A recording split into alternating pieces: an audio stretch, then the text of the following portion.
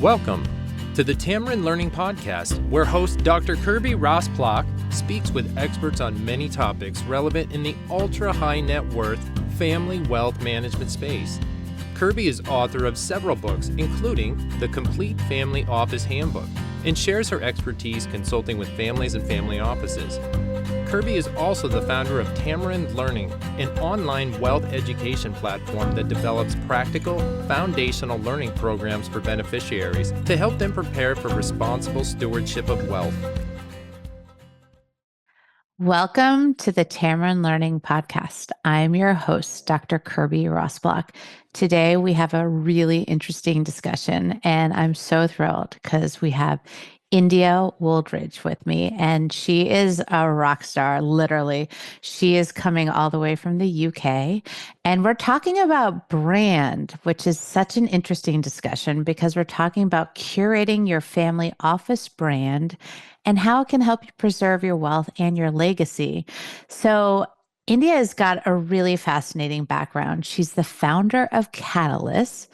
It's a London-based consultancy that brings Fortune 500 grade brand strategy and proprietary research to the family office world. So she's led global consumer intelligence units for household name brands like Nestle, MasterCard, L'Oreal, and she's shifted her focus to values-driven branding for the ultra-high net worth family space, including single-family offices and philanthropies. So her work helps families align around core principles, turbocharging next-gen engagement, and turning reputation into a strategic asset. India also contributes thought leadership with platforms like Simple and co-authored a chapter in the rising role of women in family offices and family businesses. So India, welcome to the Tamarind Learning Podcast. Oh, thank you so much for having me. It's a delight to be here. Super excited. So I am so interested to understand more about this whole brand concept. So firstly, what is a values-driven brand and what makes it different and unique to families? Yeah, I think that's the perfect starting point, but because whatever I do, with whoever it is, I always like to align on what a brand is. And I think there's an assumption that it really focuses on logos and advertising. And of course, branding, your visual identity is part of your brand, but actually brand is a much higher order piece. It's a strategic asset, as you referenced, and it really defines the essence of who you are. What makes you unique, the story that explains what you're doing, the impact you want to have in the world. And that's why I describe family brand, family office brand as being values driven, not visuals driven. It has to be embedded of the values of the family or the individual. And it really helps to crystallize those values and that vision. And there, through the wealth story that we create, it really kind of illustrates the impact that they wish their wealth and legacy to have. And for me, it should really exist to kind of, I guess, ensure consistency between that internal governance, so building on things like family charters and constitutions if they exist, but building consistency between that and your external identity. And I really see, I guess, curating your brand as a proactive investment. It's something that has the ability to create clear, competitive, and reputational advantages today. But crucially, the process, which I'm sure we'll come into, aligns family members around a cohesive vision for tomorrow. And that, for me, is where I'm starting to see a lot more traction, is because the landscape is changing, right? Family offices and private offices were built to protect and grow wealth. But increasingly, it's really family dynamics and reputational risks that are determining and impacting family future legacies. So for me, the way in which we approach it and by proactively aligning your brand is the key way to address these. Wow. So I'm imagining, and tell me if I'm wrong, but Yeah. are there a lot of immediate benefits of defining your brand and around your wealth narrative, like your story? Yeah, for sure. And I think it has lots of different benefits. And again, much like a brand in any sense of the word brand, it should work as hard internally as it does externally. So let's start internally, I guess. The first thing that I really talk about is the compounding results of a family office brand. It has this flywheel effect. So once you create that brand, again, rooted in the family values, that process really drives family alignment. It creates a forum that everybody feels heard. You're co-creating a future that you want to build in order to really crystallize that wealth narrative and wealth story. And once you have that wealth story, that then exists as a North Star for everybody within the family office ecosystem. And suddenly it's like, if we stand for this, these are the types of decisions that we need to be making. It strengthens governance, it creates that kind of decision-making framework, and really, I think, starts to importantly ensure that everybody is operating off the same sheet. And once you think about everybody moving at the same pace in the kind of same way, the operational efficiencies that come from that, the momentum is really important. And then I'm doing this because it's sort of flywheel effect, you can't see a sort of circular effect. But once you have everybody operating and thinking in the same way, ideally what we're starting to see is that actions then are all aligned. So it starts to really think, well, if our family values are this, do our investments reflect this? Do our philanthropic focus, does it reflect this? Does the people we hire reflect this? The people we try to partner with? And all of that really builds, I think, a cohesive reputation, which is really important. And again, it may not be something you publicize, we'll come on to that. It doesn't have to be a public profile, but actually by having these actions that are all aligned, it really helps you have the impact that you want to have. And I always talk about, today's reputation is tomorrow's legacy. Well, actually, ensuring that you are acting consistently with your values is the most important way of starting that today. And that's going to inform your desired legacy, which is a living, breathing thing that we need to be thinking about from the offset. So for me, there's so many different aspects it can tangibly touch.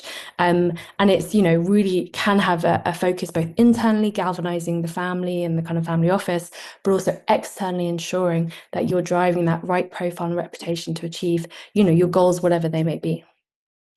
So companies have logos. They have like an actual like signature, a mark, right? That distinguishes their brand. Yeah. Do families have a similar branding mark, or is this values driven sort of brand more of an internal sort of distinguishing characteristic? And do you see families sort of think of their brand more internally, more values driven, more like who are they, what are they all about? Because you're making this distinguishment that some have an internal proclivity versus some have an external proclivity. Talk to us about that difference between that external mark of brand, which we oftentimes hear much more about, versus what you're really talking about, right? Yeah, definitely. And the answer is it depends, right? In terms of what the family's goals are or the family office goals are. If it is internally focused, often there may be a brand because, everybody has, so there may be a logo. Everybody has a brand, right? You have a term sheet, you have, hiring papers, you have all the things that, exist in the world that form your reputation. So while there may be a logo, it may not be externalized. But importantly, when we're thinking about internally making a difference, it's much more probably rooted in the value proposition of what is it that we are trying to achieve as the family office, through the family, the impact we want to have. And that may be as simple, not necessarily simple, but it could be a multi-generational family that you're trying to align and create and ensure that we're communicating what it is that the value that we are trying to build, the impact we're trying to have, and ensure that everybody's aware of that and how they can contribute to it and how they can engage with it. Of course, that doesn't necessarily need a logo, but it's really much more about that strategic value proposition that we then cascade throughout the kind of family and throughout the family office ecosystem. On the flip side, I guess another kind of way in which we're starting to see people think about brand is more in public profiles, and that can be as philanthropic endeavors. If they have foundations, then it definitely is very helpful to have a more kind of visual identity to have out in the world that you can kind of use to as a beacon to attract other partners, other kind of funds. And similarly, we're seeing, again, people are starting to think about this more and more in the direct investing space.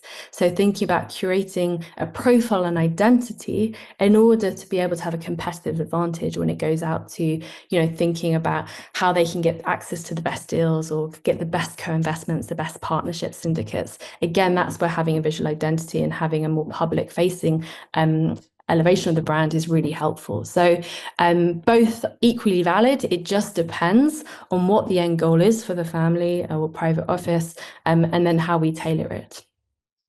That's interesting. So it sounds like that external brand can really help you maybe attract you're in the investment side, you're talking about like the kind of co-investors that you want to have or attract the kind of deal flow that you're seeking based on like your values, your criteria.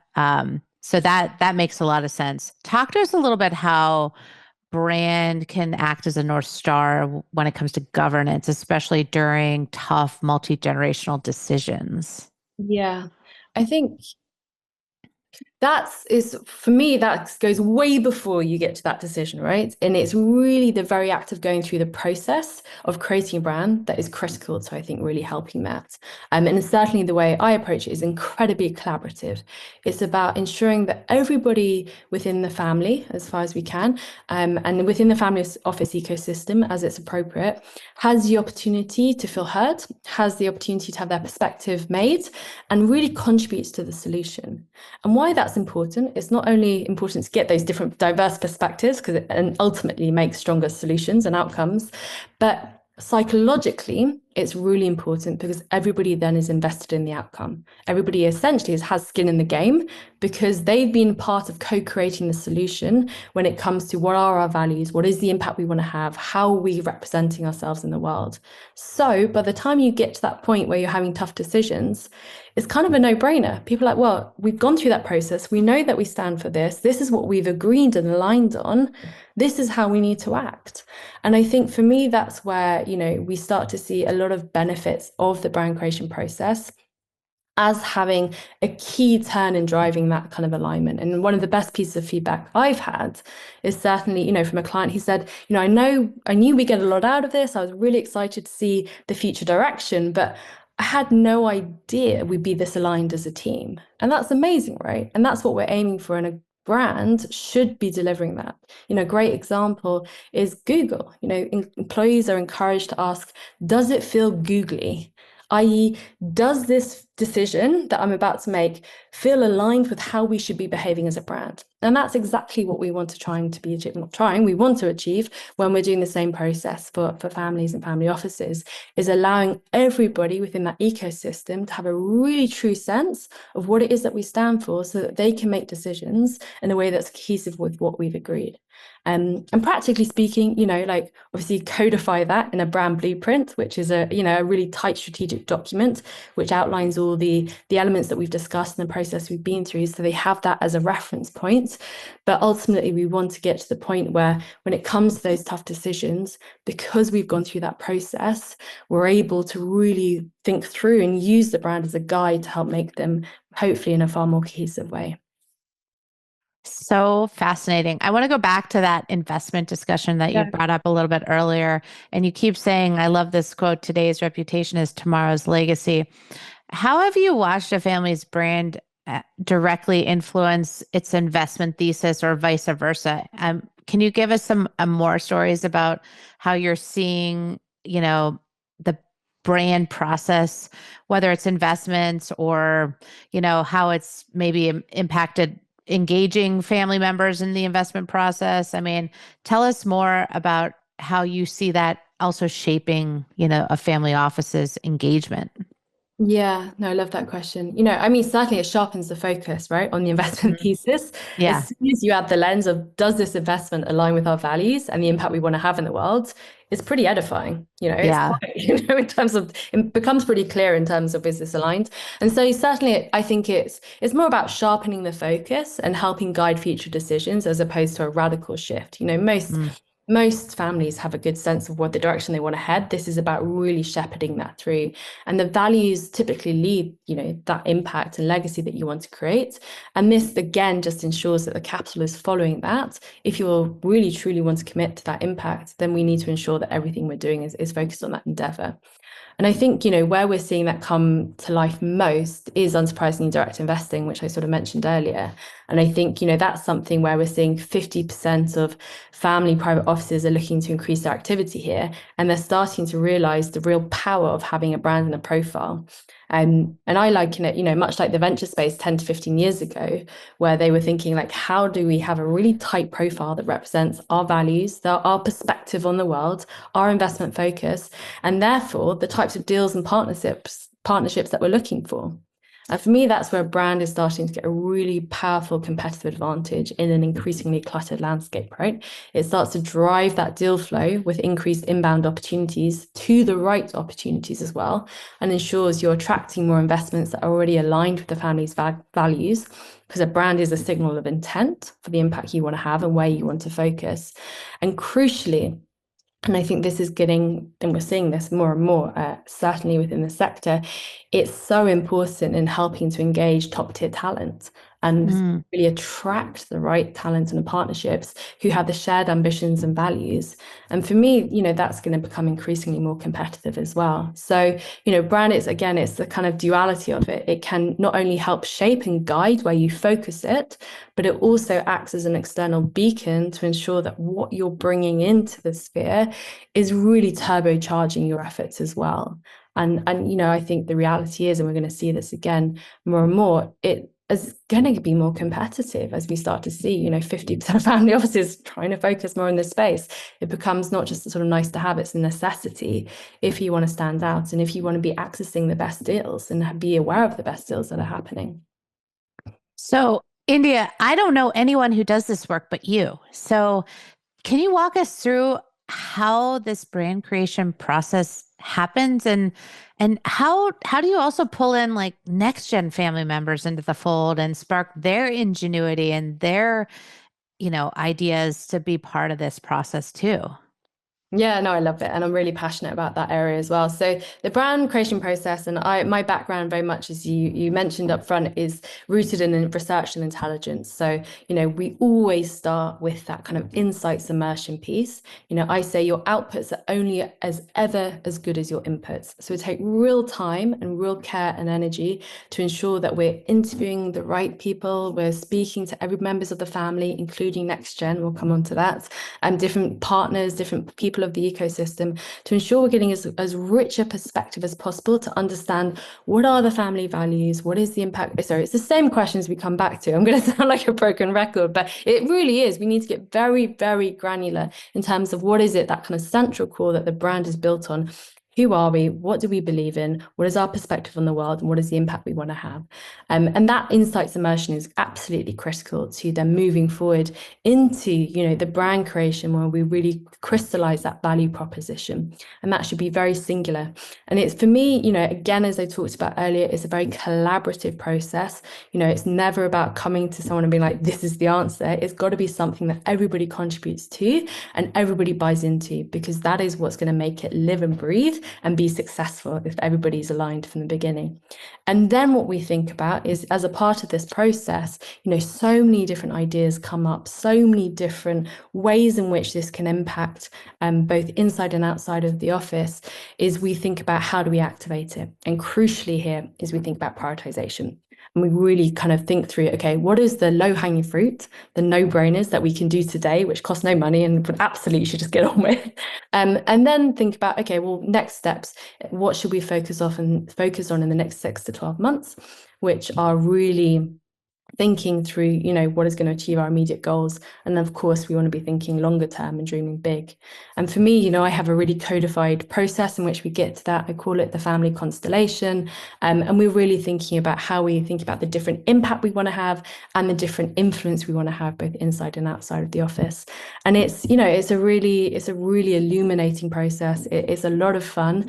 And, to your point around next gen, it's one where I am very passionate about ensuring that they are part of the process and they're co-authors with how we create and think about the values and impact. And I think, by including them, they're not only strengthening the inputs with diverse thinking and forward-thinking perspective, I think you're future-proofing your strategy, essentially. There's far more likely to be a continuity of family legacy and values if they co-created, the part of the future that we're envisioning. And I've even had a family ask me, can you interview my teenage children? And the answer is absolutely yes. Notwithstanding, I just ran youth research for a decade, so I'm very adept at working with kids. But I think it's so important that we hear from their perspective. It's so important their future isn't being handed to them, it's being built with them. And therefore, they're going to be far more excited about engaging with the family's future. They're going to feel far more prepared. Again, they've got skin in the game. And the likelihood is that this process sparks so many different ideas for where they can take ownership and contribute to the families. It's a stepping stone. It builds that kind of bridge, again, bridging today's ambitions and values and desires into the future. And, the kind of collaboration that comes from that is absolutely critical. Ah, it's so inspiring. Well, it sounds like this also can lead to so much more in terms of maybe being a springboard for families' philanthropy, maybe the way they think about, as you said, the impact that they want to lead, maybe with their investments or how they want to show up in their communities. Talk to us a little bit more about how, inspires these families to think bigger or think broader. I mean, how this whole brand process might open up doors that they didn't even think they were ready for. And then all of a sudden, this process unlocks, right? Some new ideas. Yeah, and I think that, ultimately that's the goal, right? Is we're able to think through like, how does this pull into the future in a big way? I think, I don't want to make it sound overwhelming, right? There's always going to be these big ideas, but it's not like suddenly you're diving into the deep end. We think about very prioritized and sort of approach that gets you to that. But I think often where it's really valuable is, often there are different philanthropic endeavors or investments which I guess may not have a golden thread running through them. And for me, what the brand piece should really do is to provide that center of gravity that starts to bring all of those elements together and give a really concrete foundation and a springboard for then how you build on it.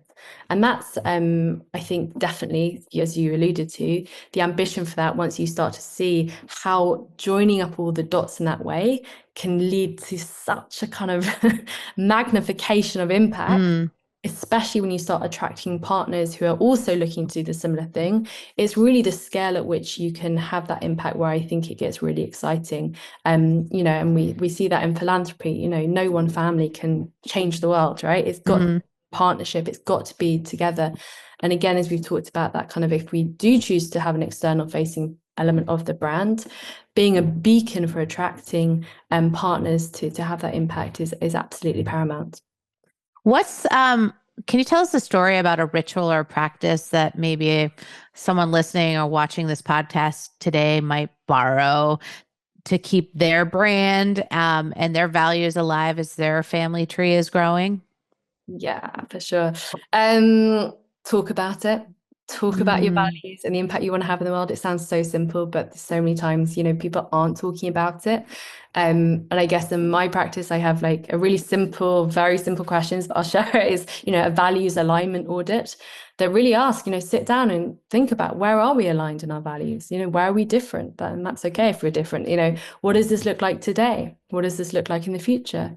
What needs to change? What stays the same? If we stand for X values, do our investments reflect this? Does our philanthropic endeavors reflect this? And I think for me, just asking these questions, it really invites the conversation, because whether we're talking about family dynamics or legacy of brand, these aren't static things. They're living, breathing entities that need to be given the space to adapt and grow. And for me, it requires conversation, it requires continual engagement. And it requires, I guess, an understanding that it may change and grow, and that's okay. It's when things stay very rigid, they start to break. So keep talking about it, keep it integral to your family operations. And you'll start to see, I think, it just opens the aperture for what's possible. And certainly, I think, starts to open a way of thinking, as you can see, I'm very passionate about how a brand and how aligning on your values as a part of that can really start to turbocharge, all facets of the family office and beyond. So, India, I hate this part of the podcast because I've gotten to the lightning round and I have 5 more questions for you. So, in a short burst, I'm going to ask you them and just tell me what comes to mind. The first one is give me one word that captures a thriving family brand. I'm going to go with alignment. I think really thinking about how it drives family alignment, values alignment, alignment of decision making, alignment of actions, whether that's your investments, philanthropic endeavors, alignment of, how you show up in the world. For me, that's when we know it's really doing its job, when everyone's kind of that golden thread running through. Awesome. Okay. Favorite example of a family office using brand for good in or outside the public eye? I'm going to go with Albert's, which is a family in Sydney, and they sold their family business in 2016. It's a sort of a music business, and they very specifically pivoted to what impact they could have. And as a family, it was the next generation who made this decision, they realized very quickly that in order to have this impact, they needed to collaborate. They needed to have partnerships. So they built a brand and a platform with the express idea that they're looking for collaborators, and I think it's like pioneers is how they frame it, pioneers of tomorrow. And then every aspect of what they do is really built around that. So from their kind of venture capital offering, from their impact investing, from their foundation, their other philanthropic, it really ties everything together. And as a result, it's, as you know, going back to it's a beacon for attracting the partnerships, and they've been able to really raise the profile of what they're passionate about, find the collaborators and the partnerships, and really, I think, maximize that impact, which for me is, a brand at its best. Ah, it's amazing. Biggest myth about branding in the family wealth space? Oh, it's got to be, it's people think it's about promotion and like advertising. It's not. It absolutely does not have to be public at all. A brand is about the value system that really turbocharges your impact, both inside and outside the family. And for me, understanding the power of unleashing that strategic asset and how it can really help you in your goals, it is for me, I guess the crusade that I'm on to talk about. I love it. If there was one tool, book, or resource you could hand out most often, what would it be?